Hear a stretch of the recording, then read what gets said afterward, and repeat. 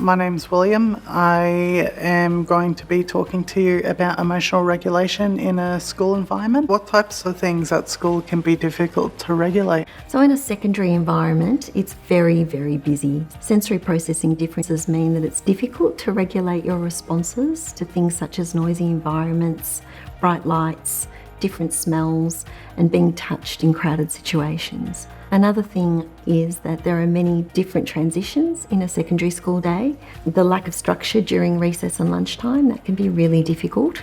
Also, social situations during these breaks and working in groups can be stressful, and it can be confusing because a lot of autistic students are trying to make sense of unwritten social rules. Being unable to physically regulate yourself during class time can happen when you have to sit at a desk for long periods, a long assembly, or listening to a lecture or a guest speaker for a long period of time. So what things can teachers do to help students with their regulation? Firstly, it's really important to recognise that every autistic student is unique and they require adjustments suited to them.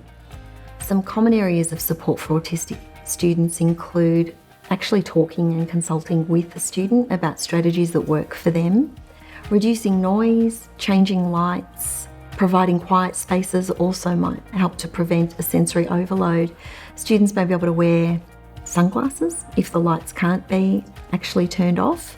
They might use noise cancelling headphones, pack up a bit earlier so that they can avoid a crowded hallway and locker areas, or get to an assembly a little bit earlier so that they avoid the crowds there.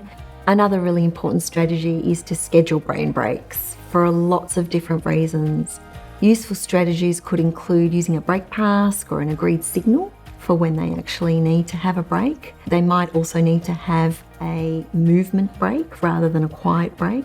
Another thing that the student could have is a sensory kit, objects and stimming toys that they can use to reduce overwhelming experiences. Group work can often be really difficult for autistic students. It really helps if the teacher organises the groups of students rather than asking the students to form their own groups.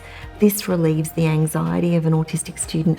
How can students actually regulate during class time? I think it's really helpful to think about what helps you to stay calm ahead of time so that you've got those strategies, and let the teacher know how you think that they can support you when you're in that situation. If you feel you can't ask a teacher, then you can write them a note, an email, draw them a picture to show them what you think could help you in that situation. Try and prepare for unfamiliar events or activities if you know that they're coming up, particularly if you think they're going to be overwhelming for you. Ask your teacher for a list of things that will be the same to your usual experience, then also ask them for a list of things that will be different. That will help you to actually identify what it is that is going to be different and change on the day from your usual experience. So if you do that ahead of time, then it can help you prepare for something that could be quite stressful for you. Another thing that would be really good to do is to look for signs in your body that you might be feeling overwhelmed. This may feel like you are feeling a little bit more irritated than usual or angered by things that normally, you feel okay about. Or you might feel like you've got less energy to do the things that you usually are interested in, or you might be feeling a bit confused about what you need to do. These can all be signs that you need to take a break. Ask your teacher for a break when you're feeling like you're becoming distracted or overwhelmed. Reading a book about your interests can help you to de-stress during a scheduled brain break.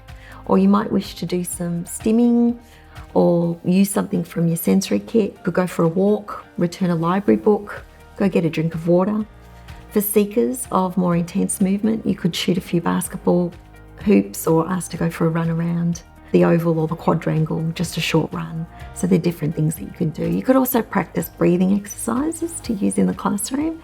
Really simple breathing exercises like using your hand to breathe, starting at your thumb, breathing in as you're moving up and then breathing down, and you go across all of your 10 fingers to do that. So you were talking about how students are able to talk to their teachers about, if the workload is a bit much, and to see if they can actually work around that. There are some apps that can assist with emotional regulation that can be really helpful.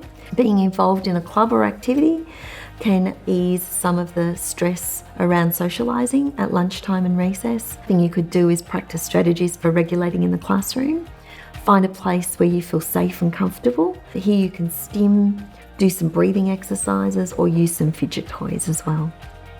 You could listen to your favourite music to boost your mood or help relax.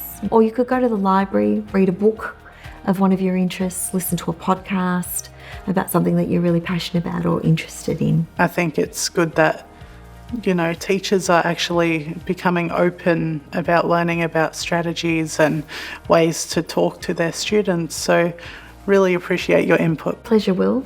It's good for students to be aware of the different things that they can put in their toolkit, different strategies that might be able to help them depending on the situation that they're in, and also for teachers to understand the range of different things that they can do to support autistic students.